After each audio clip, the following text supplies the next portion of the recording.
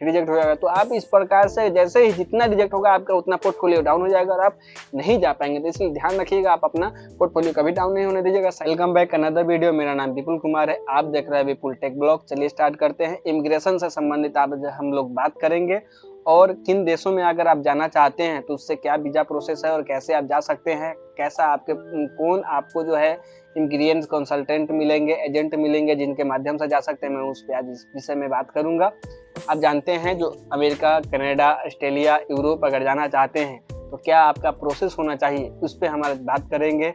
India से, पाकिस्तान से, नेपाल से, बांग्लादेश से, भूटान से, आपको जो है श्रीलंका से, मालदीव से, जो इन देशों से हम लोग उधर जाते हैं तो आपको नॉलेज होना चाहिए जो हमें क्या डॉक्यूमेंट चाहिए, क्या प्रोसेस है, कितना फीस लगेगा और कौन एजेंट हमारे लिए सही है, वो भी आपको जानकारी होना अनिवार्य है। अगर आपके पास में जानकारी नहीं होगा तो वो आपको तुरंत ही मतलब लूट लेंगे, आपका सारा पैसा रख लेंगे और आपको कहीं नहीं भेज पाएंगे, आप जहाँ थे वहीं रह जाएंगे। क्योंकि मैं जानता हूँ जो भी आदमी किसी दूसरे देश में जाना चाहता है तो बहुत ही कमजोर तबके के होते हैं, उनके पास में ज़्यादा पैसा नहीं होता है, लेकिन वो फिर भी किसी और देश में इसलिए जाना चाहते हैं कि अपना ज़िंदगी को अच्छा बनाएं और अच्छी तरह से ज़िंदगी जीने का प्रयास करें। क्योंकि आज जो है इंडिया में पैसे की जो स्थिति है वो गिरती जा रही है, इसलिए आदमी दूसरे देश में जाना चाहता है। आज जो है करेंसी नोट अगर देखा जाए तो अमेरिका का 80 रुपया चल रहा है और यूरोप का जो है 92 रुपया चल रहा है, आपको कनाडा का 62 रुपया चल रहा है, ऑस्ट्रेलिया का भी 62 चल रहा है। तो $1 बराबर 80 रुपया हो रहा है। तो आदमी वहां जाएगा तो कम से कम ज्यादा कमाएगा, जिसके लेके अगर घर भेजता है तो ज्यादा उसको पैसा मिलेगा। तो इसलिए आदमी वो बाहर जाने का प्रयास करता है। और इसमें क्या करते हैं जो एजेंट लोग हैं वो उनको अड़चन डाल देते हैं। हम एजेंट के पास में इसलिए जाते हैं कि हमें नॉलेज नहीं है जो वीजा प्रोसेस में क्या क्या होता है। अगर आप अमेरिका का, कनाडा का, ऑस्ट्रेलिया का या किसी अन्य देश का अगर वीजा प्रोसेस करवाते हैं तो उसमें जो है इंटरव्यू देना पड़ता है, तभी जाकर वीजा प्रोसेस होगा। आपको नॉलेज ही नहीं है इंटरव्यू में से किस प्रकार का क्वेश्चन किया जाएगा। अगर एक देश ने अगर आपका वीजा रिजेक्ट कर दिया है तो दूसरे देश फिर आपको रिजेक्ट करेगा, क्योंकि वो क्वेश्चन जैसे रिजेक्ट होता है तो आपका जो है एक पोर्टफोलियो बनेगा, उसमें प्रॉपर मेंशन कर दिया जाता है जो आपका वीजा किस कारण से रिजेक्ट हो रहा है। तो आप ये सब चीजों को भी ध्यान रखें, वीजा लगाएं, प्रॉपर एकदम तैयारी करके वीजा लगाएं। आपका वीजा रिजेक्ट नहीं होना चाहिए, इसका भी विशेष ध्यान दें।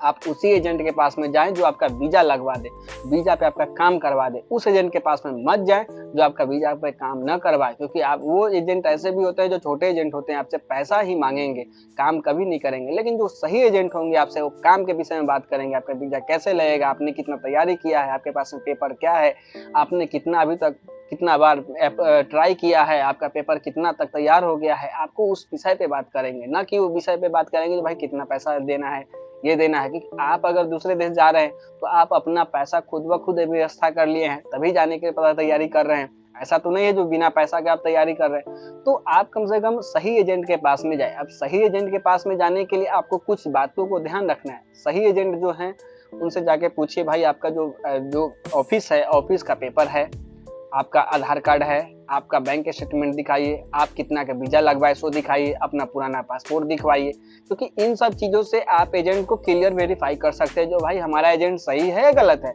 अब जो गलत एजेंट होंगे उनके पास में आपको जो किसी और का वीजा लगाएगा वो नहीं होगा, उसके पास में बैंक स्टेटमेंट नहीं होगा, कितने का काम करवाया है, पासपोर्ट उनका पुराना नहीं होगा, बोलने का तरीका उनको नॉलेज नहीं होगा। तो सही एजेंट होंगे उनको बोलने का तरीका जो होगा, आपको किस तरह से टीच करना है, मतलब गाइड करना है, उसका नॉलेज उसके पास में नहीं होगा, लेकिन सही एजेंट के पास में उसका नॉलेज होगा। तो हमें सही एजेंट के लिए इसलिए जाना चाहिए कि मेरा एक बार में वीजा अप्रूव हो जाए और हम सही देश चले जाएं। क्योंकि हम दूसरे देश में इसलिए जाना चाहते हैं कि हमें एक अच्छा अपॉर्चुनिटी मिले और अच्छा तरह से हम ग्रोथ कर पाए, आगे अपना भविष्य में बढ़ पाए। तो भाइयों अगर अच्छा लगेगा वीडियो तो कम से कम लाइक करिएगा, कमेंट करिएगा, सब्सक्राइब करिएगा। मैं इसी तरह का वीडियो आपको चैनल पे लाते रहता हूँ। चलिए आगे बढ़ता हूँ। आपको अपना वीजा प्रोसेस करवाने के लिए क्या क्या जरूरी डॉक्यूमेंट होना चाहिए। बिना पढ़े किसी पेपर पर साइन नहीं करेंगे। दूसरा, हमारा पढ़ेंगे पूरा अच्छी तरह से समझेंगे उसके बाद हम साइन करेंगे। तीसरा, हमारा किसी भी सादा पेपर पे साइन नहीं करेंगे। चौथा हमारा है अपना पासपोर्ट हम नहीं देंगे, क्योंकि अगर मेरा पासपोर्ट आपको जिस समय जरूरत होगा मुझे बताइएगा, मेरा जिस तरह से वीजा प्रोसेस होगा मैं आपको उस समय पासपोर्ट दूंगा। पैसा मैं ज्यादा एडवांस नहीं दूंगा, क्योंकि अगर मैं पैसा देता हूँ तो फंस जाता हूँ। मेरा नॉलेज प्रॉपर होना चाहिए, आप ये भी ध्यान रखिएगा, आपका नॉलेज प्रॉपर होना चाहिए। आप अगर पूरा नॉलेज नहीं लेके जाएंगे तो आपका पैसा वेस्ट होगा, आपका समय वेस्ट होगा, अगले का भी जो है समय वेस्ट होगा। तो आप इन सब चीज़ों से भी बचने का प्रयास करिएगा। वीज़ा में 2 तरह की फीस लगते हैं। पहला होता है एम्बेसी फीस, जो वीज़ा लगेगा उसमें एम्बेसी जो फीस है वो आपको तो वो तो स्वतंत्र एम्बेसी को चला जाएगा। लेकिन दूसरा जो है वीज़ा जो कंसल्टेंट फीस होता है, ये होता है बहुत मोटा वाला फीस, और ये जो है सीधा कंसल्टेंट को जाता है, क्योंकि उसमें जो कंसल्टेंट अपना पूरा काम करता है जिसके लिए वो पैसा ले लेता है। तो ये जो है गोलमोल होता है, आप इससे भी ध्यान रखिएगा। सही कंसल्टेंट होंगे एकदम कम फीस लेंगे, लेकिन जो गलत कंसल्टेंट होगा बहुत मोटा फीस लेंगे। अब उसमें जो है 2-3 ऐसे कंसल्टेंट होंगे जो 4-5 वीज़ा उनका तुक्का से लग गया होगा और वो एक बड़ा कंसल्टेंट बन गए। वो नहीं, जो कंसल्टेंट रेगुलर यहाँ से भेज रहे हैं, वो स्टूडेंट वीज़ा हो, वो वर्क वीज़ा हो, या वो मैरिजिंग वीज़ा हो, या फार्म वीज़ा हो, वो कंसल्टेंट बेहतर होते हैं। ना कि वो 1-2 भेज दिए, वो कंसल्टेंट से आपको संपर्क नहीं करना है। बेहतर कंसल्टेंट से संपर्क करिएगा, आपका वीज़ा 100% लगेगा और आप एकदम 100% वहाँ पहुँच जाएंगे। क्योंकि एक इंटरव्यू होता है, इंटरव्यू में प्रॉपर आपसे पूछा जाएगा, क्वेश्चन किया जाएगा, तो आपको वो उसके बारे में नॉलेज ही नहीं होगा तब क्या जवाब दे पाएंगे। अगर जवाब नहीं दे पाएंगे तो वीज़ा उसी समय रिजेक्ट हो जाएगा। रिजेक्ट हो जाएगा तो फिर आप जा नहीं पाएंगे, और दूसरा इंटरव्यू में जाएंगे तो वहाँ पे पूछा जाएगा। पहला इंटरव्यू में अगर पूछा गया है वह रिजेक्ट हुआ है, तो दूसरा इंटरव्यू फिर पूछा जाएगा आपसे कि क्यों आपका वीज़ा रिजेक्ट हुआ। तो फिर अगर उस जगह भी वो क्वेश्चन सही अगर मिल गया फिर रिजेक्ट हो जाएगा। तो आप इस प्रकार से जैसे ही जितना रिजेक्ट होगा आपका उतना पोर्टफोलियो डाउन हो जाएगा और आप नहीं जा पाएंगे। तो इसलिए ध्यान रखिएगा, आप अपना पोर्टफोलियो कभी डाउन नहीं होने दीजिएगा। सही एजेंट के पास जाइएगा, सही तरह से गाइड करेगा, उसके बाद आपको जो वीज़ा प्रोसेस करवाएगा और आप एक ही बार में सक्सेस हो जाएंगे और आप जहाँ भी जाना चाहते हैं आप वहाँ पे चले जाएंगे। इसलिए मैं फिर से दरख्वास्त करूंगा आप सभी से, सही एजेंट के पास में जाएंगे तभी आप सक्सेस हो पाएंगे। गलत एजेंट के पास में जाएंगे नहीं सक्सेस हो पाएंगे। ऐसे भी एजेंट होते हैं जो आपको बोलेंगे जो मैं आपको ऑस्ट्रेलिया भेज दे रहा हूँ, आपको जो वीज़ा है इस देश से नहीं लग रहा है, मैं आपको किसी और तरीका से भेजूंगा, आपका जो खर्च आएगा 10 लाख रुपया आएगा। आप कहेंगे हाँ भाई ठीक है मैं आपको पैसा देता हूँ। आप खेत बेच के घर बेच के आप उसको पैसा दे देते हो, और उसके बाद क्या करता है वो आपको कंबोडिया, इंडोनेशिया या फिर आपको वियतनाम भेज देगा, और फिर आपको वहीं पे 15 दिन रुकना पड़ेगा, खाना खाना होगा, रहना होगा, उसके बाद फिर आगे प्रोसेस करवाएगा।